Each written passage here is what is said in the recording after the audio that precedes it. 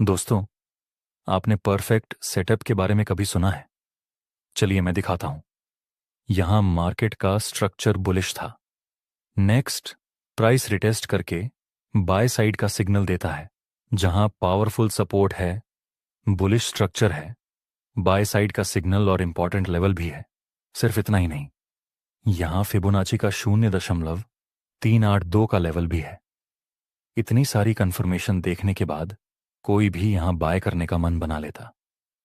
दोस्तों, आपने कोई जल्दबाजी नहीं की, आपने कोई रूल ब्रेक नहीं किया। उसके बाद भी सिर्फ 3 कैंडल में ही आपका स्टॉप लॉस हिट हो गया। हमारी क्या गलती थी दोस्तों कि यहां हमारा स्टॉप लॉस हिट हुआ? सब कुछ तो सही था, फिर भी लॉस हुआ। आखिर क्यों? कुछ टाइम के बाद प्राइस आपकी ही डायरेक्शन में मूव करता है। अब कुछ लोग कहेंगे कि यहां तो लिक्विडिटी स्वीप हुई है, लेकिन यही मेन प्रॉब्लम है। आपने यहां बाय किया था, आपको इस लोकेशन पर पता चलना चाहिए था कि आगे लिक्विडिटी स्वीप होने वाली है। बाकी चार्ट बन जाने के बाद तो कोई भी खुद को हर्षद मेहता ही समझता है। आपने बहुत सारे वीडियो देखे होंगे लिक्विडिटी के ऊपर, लेकिन सभी लोग चार्ट बन जाने के बाद ही बोलते हैं कि यहां लिक्विडिटी स्वीप हुई है। लेकिन इस वीडियो को ध्यान से देखने के बाद आप चार्ट बनने से पहले ही प्रिडिक्ट कर पाएंगे कि कहां पर लिक्विडिटी स्वीप हो सकती है। लिक्विडिटी स्वीप कहां पर हो सकती है, वह आइडेंटिफाई करने के लिए आपको लिक्विडिटी स्वीप और लिक्विडिटी रन के बीच का डिफरेंस पता होना चाहिए।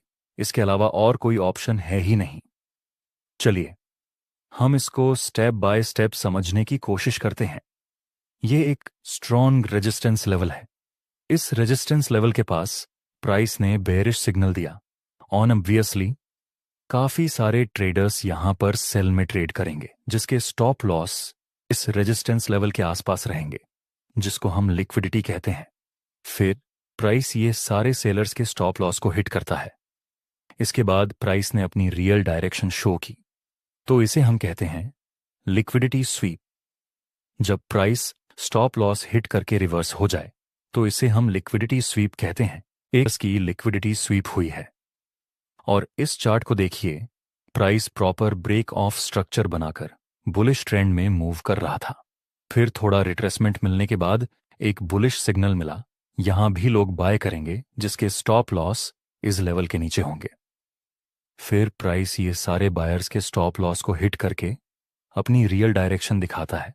यहां भी स्टॉप लॉस हिट करके प्राइस ने रिवर्स किया, तो इसे भी हम लिक्विडिटी स्वीप कहेंगे। और इस एग्जाम्पल में जो हुआ उसे हम बायर्स की लिक्विडिटी स्वीप कहते हैं।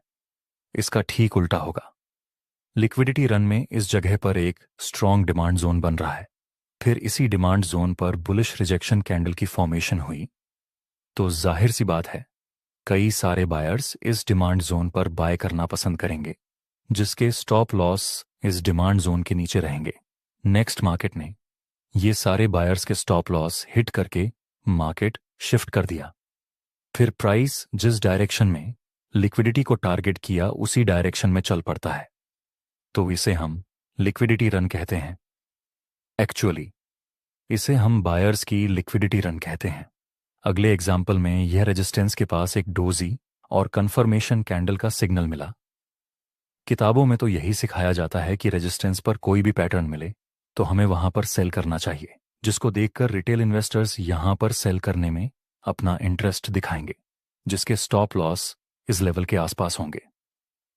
और यही जोन हमारा लिक्विडिटी एरिया है। नेक्स्ट प्राइस ये सारे सेलर्स के स्टॉप लॉस को हिट करता है और जिस डायरेक्शन में लिक्विडिटी को टारगेट किया गया उसी डायरेक्शन में मार्केट अपना रियल मूव देता है, तो इसे हम कहते हैं लिक्विडिटी रन।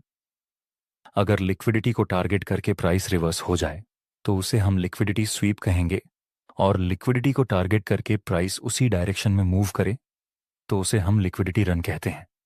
यह उतना ज्यादा टफ नहीं है, लेकिन दोस्तों, हम जिस प्रॉब्लम को लाइव मार्केट में फेस करते हैं उसका सॉल्यूशन तो अभी हमें मिला ही नहीं है। क्योंकि अगर इस रेजिस्टेंस के पास आपने सेल किया होगा और आपका स्टॉप लॉस हिट हुआ, तो आपको आगे क्या करना है? क्या आपको यहां से काउंटर ट्रेड करना है या फिर आपको कंटिन्यूअस उसी डायरेक्शन में ट्रेड करना है? ऐसी सिचुएशन बनने से पहले हम ये प्रिडिक्ट करने की कोशिश कर रहे हैं कि आगे से लिक्विडिटी स्वीप हो सकती है या फिर लिक्विडिटी रन। मेरा क्वेश्चन आपसे ये है कि अगर आप इस सपोर्ट पर बाय करते और कुछ टाइम के बाद आपका स्टॉप लॉस हिट होता, तो आप कैसे पता लगा सकते हैं कि यहां से प्राइस लिक्विडिटी रन करके नीचे गिरेगा या फिर लिक्विडिटी स्वीप करके ऊपर जाएगा, जो कि हमने स्टार्टिंग में ही इस प्रॉब्लम के बारे में डिस्कस किया था। तो इस तरह का एनालिसिस करने के लिए हम 2 पॉइंट का यूज करते हैं। पहले तो है इंटरनल रेंज लिक्विडिटी और दूसरा है एक्सटर्नल रेंज लिक्विडिटी। अगर आप ये दोनों को सीख के, समझ के और रियल चार्ट पर प्रैक्टिस करके काम करेंगे तो आपकी ट्रेडिंग रिलेटेड आधी से ज्यादा प्रॉब्लम सॉल्व हो सकती है। को इन दोनों कॉन्सेप्ट के पावर को अंडर एस्टिमेट नहीं करना चाहिए। चलिए हम एक्सटर्नल रेंज लिक्विडिटी और इंटरनल रेंज लिक्विडिटी के बारे में डिस्कशन कर लेते हैं। दोस्तों, आपके पास इस तरह की एक साइडवेज रेंज है तो आपको पता होगा कि इस साइडवेज रेंज के सपोर्ट के पास बायर्स ने बाय किया होगा और इस रेजिस्टेंस पर सेलर्स ने सेल किया होगा, और इस साइडवेज रेंज में बायर्स के स्टॉप लॉस सपोर्ट के नीचे होंगे और सेलर्स के स्टॉप लॉस इस रेजिस्टेंस के ऊपर होंगे। तो यह बायर्स और सेलर्स के स्टॉप लॉस जहां पर हैं, वही एरिया को हम एक्सटर्नल रेंज लिक्विडिटी कहते हैं। एक्सटर्नल रेंज इसलिए क्योंकि ये सारी लिक्विडिटी इस रेंज के बाहर है और इस रेंज के अंदर किसी ने यहां पर बाय किया होगा, किसी ने यहां पर सेल किया होगा।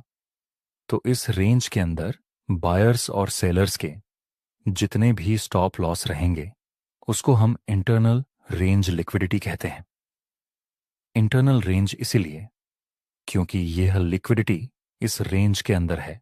दोस्तों, साइडवे मार्केट में तो आप एक्सटर्नल रेंज लिक्विडिटी और इंटरनल रेंज लिक्विडिटी को बहुत ही आसानी से आइडेंटिफाई कर सकते हैं, लेकिन जब बात ट्रेंडिंग मार्केट की आती है तब वहां पर एक्सटर्नल रेंज लिक्विडिटी और इंटरनल रेंज लिक्विडिटी को आइडेंटिफाई करने में बहुत ही ज्यादा प्रॉब्लम आती है अगर आपका कॉन्सेप्ट क्लियर नहीं है।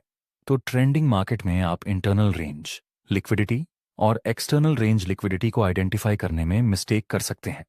इसीलिए मैं चाहता हूं कि आप कुछ टाइम के लिए आगे का वीडियो पूरे ध्यान से समझें। अगर आपके सामने इस तरह का कुछ चार्ट आता और मैं कहता कि यह ट्रेंड कौन सा है, तो आप कहेंगे कि यह डाउन ट्रेंड है, लेकिन एक्चुअल में यह डाउन ट्रेंड नहीं है, यह पुल बैक है। जैसे ट्रेंड को आइडेंटिफाई करने के लिए हमने जो सीखा था कि प्राइस इस तरह से हायर हाई और हायर लो बनाकर अब ट्रेंड में मूव करता है, लेकिन दोस्तों एक्चुअल में प्राइस इतना सिंपल तरीके से हायर हाई और हायर लो नहीं बनाता। ये डाउन साइड की मूव में प्राइस डायरेक्ट नीचे नहीं आएगा, प्राइस यहां भी जिगजैग लाइन बनाते हुए नीचे आएगा, और अगर प्राइस को ऊपर जाना है तो वहां भी प्राइस इस तरह से जिगजैग लाइन में ऊपर जाएगा। फिर अगर उसको नीचे आना है तो वहां से भी प्राइस जिगजैग लाइन में नीचे आएगा। तो इस तरह से प्राइस मूव करता है। मुझे लगता है कि आपको शायद मेरी बातें समझ में नहीं आई होंगी, तो रियल चार्ट में देखते हैं। मुझे बताइए आपका क्या ख्याल है, ये कौन सा ट्रेंड है? हम देख सकते हैं यहां पर ब्रेक ऑफ स्ट्रक्चर हुआ, यहां पर ब्रेक ऑफ स्ट्रक्चर हुआ। प्राइस एक्शन की लैंग्वेज में यहां पर हायर हाई बना, यहां पर हायर लो बना, यहां पर हायर हाई बना, यहां पर हायर लो, और यहां पर फिर से हायर हाई। तो ये बुलिश ट्रेंड है। लेकिन क्या ये बुलिश ट्रेंड इस तरह से डायरेक्ट 90 डिग्री में बन गया? जवाब है नहीं। अगर हम सिर्फ इतनी मूव को देखें तो ये हायर हाई और ये हायर लो के बीच में भी प्राइस लोअर लो और लोअर हाई बना रहा था। यहां इस हायर हाई और इस हायर लो के बीच में भी प्राइस लोअर लो और लोअर हाई बना रहा था इस हायर लो, और हायर हाई के बीच में भी प्राइस हायर हाई और हायर लो बना रहा था। तो इस तरह से प्राइस ट्रेंड में मूव करता है। ट्रेंडिंग मार्केट में जो मेन स्विंग लेवल होगा वहां पर एक्सटर्नल रेंज लिक्विडिटी होती है। जैसे कि इस डाउन ट्रेंड में प्राइस बार बार ब्रेक ऑफ स्ट्रक्चर बना रहा है, यह मेन स्विंग है जहां से प्राइस ने टर्न लिया था। ये भी मेन स्विंग है, ये भी मेन स्विंग है, और यह मेन स्विंग। तो ये सब जगह पर एक्सटर्नल रेंज लिक्विडिटी रहेगी। और स्विंग पॉइंट के अंदर की बात करें तो यहां पर किसी ने सेल किया होगा जिसके स्टॉप लॉस इस लेवल के ऊपर होंगे। तो यहां पर जो लिक्विडिटी मौजूद है उसे हम कहेंगे इंटरनल रेंज लिक्विडिटी। अगर हम इस दूसरे स्विंग पॉइंट की बात करें तो इस जगह से भी तो किसी ने सेल किया होगा, जिसके स्टॉप लॉस इस लेवल के ऊपर होंगे। तो इस लेवल को हम इंटरनल रेंज लिक्विडिटी कहते हैं। इंटरनल रेंज लिक्विडिटी इसलिए क्योंकि यह लिक्विडिटी इन दो स्विंग के बीच में है, इसलिए। अब हम वह चीज को समझने की कोशिश करते हैं कि कहां पर लिक्विडिटी स्वीप हो सकती है और कहां पर लिक्विडिटी रन हो सकती है। जब भी मार्केट का स्ट्रक्चर बुलिश हो और प्राइस हर टाइम ब्रेक ऑफ स्ट्रक्चर बनाकर मूव करता चले, उस टाइम हाई चांस रहते हैं कि price is external range liquidity को कलेक्ट करते हुए लिक्विडिटी रन करे। एग्जाम्पल के लिए यहां मार्केट का स्ट्रक्चर बुलिश था, प्राइस हर समय ब्रेक ऑफ स्ट्रक्चर बना रहा है। यहां आप देख सकते हैं हर टाइम प्राइस ने एक्सटर्नल रेंज लिक्विडिटी को टारगेट करके लिक्विडिटी रन की। इसी तरह जब मार्केट का स्ट्रक्चर बेरिश हो और प्राइस बार बार ब्रेक ऑफ स्ट्रक्चर बनाकर डाउन साइड मूव करता चले, तब प्राइस लो कि लिक्विडिटी को टारगेट करके लिक्विडिटी रन करे, उसकी संभावना ज्यादा है। एग्जाम्पल के लिए यहां पर मार्केट का स्ट्रक्चर बेयरिश था, प्राइस ब्रेक ऑफ स्ट्रक्चर बना रहा है। यहां पर आप देख सकते हैं मैक्सिमम टाइम प्राइस सेलर्स की लिक्विडिटी को टारगेट करके उसी डायरेक्शन में मूव कर रहा है। ये तो बात हो गई एक्सटर्नल रेंज लिक्विडिटी की। लेकिन जब प्राइस अप ट्रेंड में इंटरनल रेंज लिक्विडिटी को टारगेट करे, ऐसे कंडीशन में क्या हो सकता है? मान लीजिए कि प्राइस का स्ट्रक्चर बुलिश है, फिर प्राइस एक छोटा सा पुल बैक लेता है और फिर अपर साइड मूव करता है, तो यहां पर जो लिक्विडिटी होगी उसे हम इंटरनल रेंज लिक्विडिटी कहेंगे, क्योंकि यह हर लो और हाई के बीच की लिक्विडिटी है। नेक्स्ट प्राइस ने इस लिक्विडिटी को टारगेट किया, यहां पर बायर्स के स्टॉप लॉस को हिट किया। ऐसी कंडीशन में ज्यादा संभावना यही होती है कि आगे से प्राइस लिक्विडिटी स्वीप करके अपर डायरेक्शन में मूव करे। ऐसा कब तक हो सकता है? जब तक प्राइस अपने रीसेंट हायर लो को ब्रेक ना करे, जब तक प्राइस अपनी रीसेंट हायर लो के ऊपर मूव करता है और वहां पर हमें लिक्विडिटी ग्रैब दिखाई दे, तो ऐसे केस में लिक्विडिटी स्वीप होने के चांस ज्यादा रहते हैं।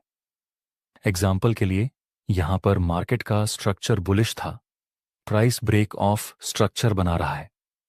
नेक्स्ट प्राइस एक पुल बैक लेता है, फिर बुलिश कंफर्मेशन कैंडल का सिग्नल। अभी हमारा रीसेंट स्विंग यहां पर है। नेक्स्ट मार्केट ने इस इंटरनल रेंज लिक्विडिटी को टारगेट किया।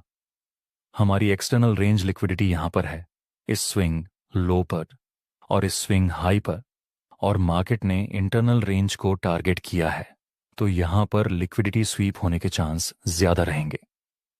इन compares to liquidity run, next price ने बायर्स की लिक्विडिटी स्वीप करके रियल डायरेक्शन में मूव किया। इस तरह से अगर मार्केट का स्ट्रक्चर बेरिश है और price internal range liquidity target करे, तो वहां पर लिक्विडिटी स्वीप होने के चांस ज्यादा हैं। आप देख सकते हैं यहां पर हमारा रिसेंट लोअर हाई है और यहां पर हमारा रिसेंट लोअर लो। ये हाई के बीच इंटरनल लिक्विडिटी मौजूद है, तो जब तक प्राइस इस रीसेंट हाई को ब्रेक नहीं करता, तब तक इंटरनल रेंज लिक्विडिटी को टारगेट करके प्राइस लिक्विडिटी स्वीप करे, उसकी संभावना ज्यादा है। चलिए इसका भी हम एक रियल चार्ट एग्जांपल देख लेते हैं। यहां पर प्राइस का स्ट्रक्चर बेयरिश है, ब्रेक ऑफ स्ट्रक्चर की फॉर्मेशन हो रही है और ये हमारा रिसेंट लो। इस लेवल पर इंटरनल रेंज लिक्विडिटी मौजूद होगी।